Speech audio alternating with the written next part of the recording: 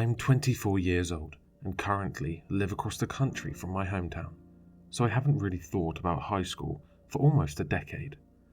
But recent events have got me racking my brain for those memories. Every night for the past 6 nights, I've been having these dreams that appear to be retelling a story, always taking place in my old high school and always involving the same girl, Rachel Currid. Rachel went missing when I was a senior and she was a junior, so I didn't know her very personally. From what little I knew, she was pretty reserved and private, only associating with a select group of people in the school. Nobody knew much about her, except for the fact that she came from a wealthy family and that her older brother Carson had a history of troublemaking and violence at school. Shortly before Rachel's disappearance, Carson was pulled out of school and sent to some kind of mental institution with no explanation. Some of the adults rumoring that his violent tendencies became too much to handle for the parents. After he was sent away, Rachel didn't come to school for 2 weeks. The day that Rachel returned was eventful, to say the least. I remember the shock that I felt when I saw her walking down the hall for the first time in 2 weeks. And then the dread that replaced it when my eyes fell upon the bruises that littered her exposed skin and sunken eyes. Rachel's eyes never left the floor to meet mine. Halfway through the day, a police officer showed up and pulled Rachel out of class. Apparently, the school faculty had reported her repeated absences with little response, but the physical state she had showed up in that day was enough for the police to actually investigate. That was the last time I ever saw Rachel. The last time anyone at school saw her, actually. She never returned to class after that, and a week later, she was reported as a missing person by her parents. They never found her. I remember hearing the news and fearing for my life, finding it hard to believe that something like this could happen in a town that was so normal.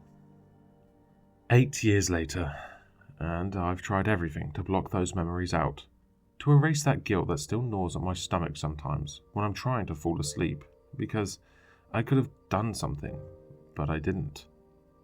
And now here I am, unable to sleep because every time I close my eyes, I see Rachel.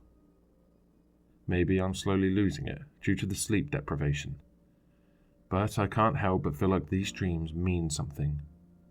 Almost like she's trying to tell me something. Last night's dream was of a class that Rachel and I had together in high school. It was surreal to see her alive and well in such a normal setting after all this time. The dreams seem to be moving forward in chronological order of my memories, and I can't help but dread what I already know is going to happen. I'm afraid to sleep, but I know I need to see her again. December 23rd, 9:34 a.m. I saw her again.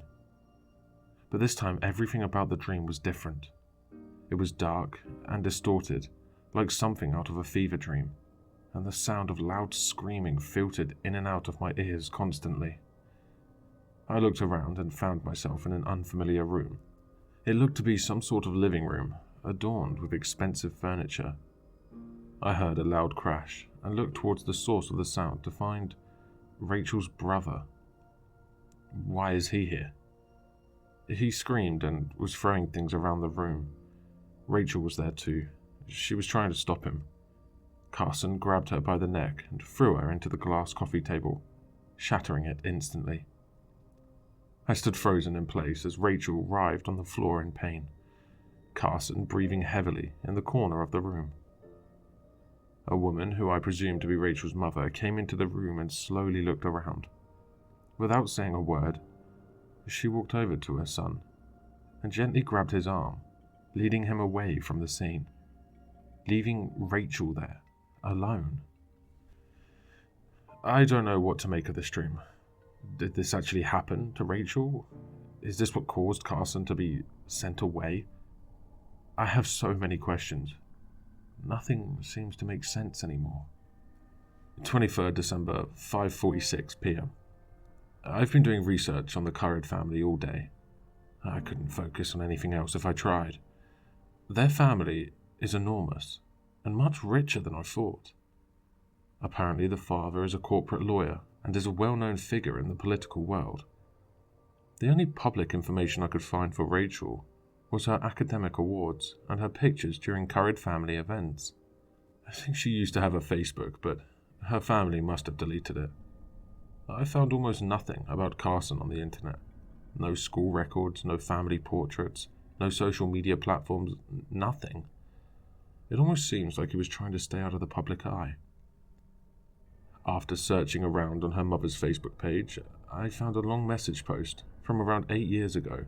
It was a statement explaining why Carson was pulled out of school and gave a sugar-coated version of his mental health issues that led them to send him to a psychiatric hospital in Pennsylvania. In the post, she gave the name of the psychiatric hospital, so in a moment of desperation, I took it upon myself to search up the number for the hospital and give them a call. Obviously, they couldn't tell me much because of confidentiality, but they were able to tell me one very important thing. Carson Currid is not a patient there. He has never been a patient there. They have no record of his file or ever meeting him. His parents are lying. They're covering something up. I know it. If he didn't go to a psychiatric hospital, then where the hell did he go? What does this family have to hide? I don't know. Maybe I'm going crazy. December 24th, 4:56 a.m. The dreams are getting more intense, more real. Fate is trying to tell me something in some twisted, confusing way. When I opened my eyes in the dream, it was dark. I saw the figure of Rachel stumbling through the forest, the overcast moon making it almost impossible to see. I followed her, but my legs were not moving. It's kind of like if I were experiencing it without fully being there, with no control over my body. Eventually, she walked into a clearing in the forest that turns into a cliff overlooking the lake. This place felt familiar to me. There's someone there waiting for her. It was Carson. He looked distraught. I could barely hear their conversation.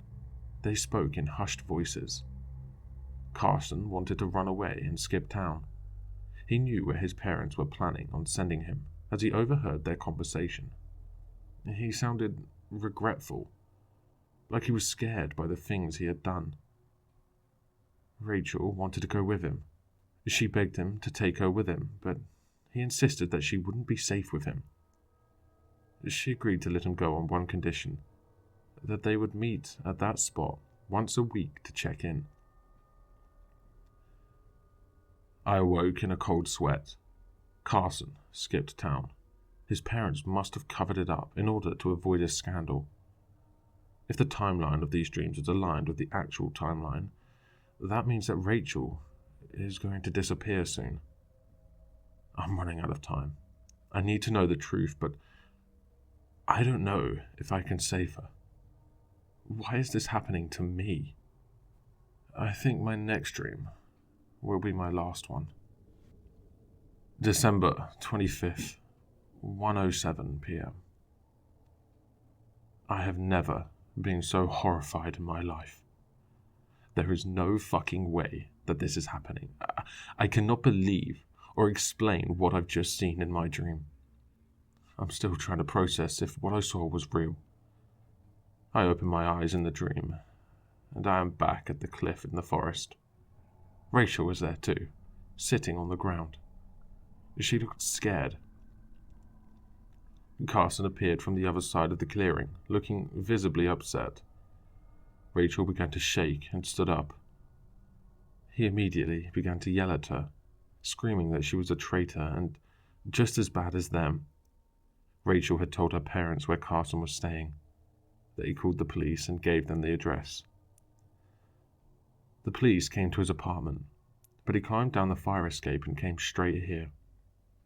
Rachel began to cry. She had been worried about him. He hadn't contacted her in days, and she was worried something had happened to him, so she broke and told their parents. Carson didn't care. He was too far gone into his fit of rage to understand her true intentions. Without warning, he began to attack her, punching and kicking her repeatedly as she begged him to stop. Eventually, he grew tired and left her laying there, bloody and alone. I tried to scream for her, but no noises came out of my mouth. I closed my eyes and opened them again. I'm walking down the hallway of my high school. Everyone was staring at me strangely, and I don't know why. I walked into the girls' bathroom and glanced up into the mirror. I was not prepared to see the face of Rachel Currid staring back at me. My exposed face and neck were covered in dark bruises. The hairs on the back of my neck stood up as I began to realize the situation I was in. This is the day that Rachel came back to school, and the day that she went missing. I'm reliving this day through Rachel's eyes. Why hasn't this happened until now? I stumbled away from the mirror, swinging the bathroom door open, only to be met with a police officer. He gently grabbed my upper arm and told me in a low voice that I needed to come with him. I closed my eyes and opened them. I am in an interrogation room at the police station. They asked me about Carson. They asked me about the bruises too. They know that I know where Carson is. They know that he did this to me. I want to tell them what happened so bad. I want to tell them what is going to happen to me, but I can't. I opened my mouth, but no noise came out. Rachel won't let me speak. Once more, I closed my eyes and opened them, and I'm back at the high school, but it's dark. It's so dark everywhere. I don't know how I got here. I saw a light coming from one of the classrooms, and I walked towards it. Carson is sitting in the middle of the classroom, waiting for me. He turned to face me, and the crazed look in his eyes sent chills down my spine. He looked like a wounded animal. He told me that he knows the police were questioning me, and that he knows I told them where he was. I told him he was wrong, that I stayed silent. He didn't believe me. Carson reached deep into his pocket and pulled something out. It was a gun. He slowly raised it to the level of my forehead. He told me that I was too much of a liability, and that he was tired of hurting me. I stared at him in the eyes as he spoke, but somehow I did not feel scared. I think a part of Rachel was relieved that everything would be over. With one last look, Carson pulled the trigger, and my vision went black.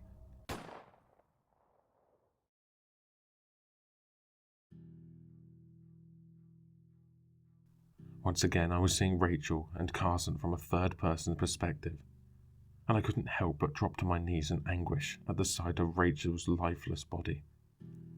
Slowly and painfully, I watched Carson pick up her body and carry it outside, leaving a trail of her blood behind him. He stopped in an area by the school's football field, underneath the bleachers, and began digging. My eyes widened as I realized what he was doing. He was burying her there. I squinted my eyes shut as hard as I could, desperately needing to escape from this nightmare. When I opened my eyes again, I was awake and in my bed. The first thing I did was run to the bathroom and throw up all the contents of my stomach. I didn't know what to do at that point, so I laid back down in my bed and stared at the ceiling. I didn't know if what I saw in my dream was real, but it felt so real that it left me with an unsettling feeling in my chest. Should I call the police? I didn't want to give them false information and make myself look like a lunatic, but if the information is true, then maybe Rachel was still buried there. With shaking hands, I searched up the phone number for the police station of my old hometown and hovered over the dial button. I called in the information as an anonymous tip. It means they don't know who I am, but it also means I don't get any updates on the situation. I guess I'll just have to wait and see. December 28th, 7:46 p.m. They found her. They fucking found her body. I saw it on the news today. They dug her up from the spot underneath the bleachers. I don't know how to feel. I feel relieved that they found her body, but also so devastated now that I know what actually happened. I don't know why this happened to me. I don't know how it happened either. Maybe it's the work of a higher power, or maybe it's just karma from the universe. I will never understand it, but that's okay. This will be my last journal entry on this topic. I'm so sorry, Rachel.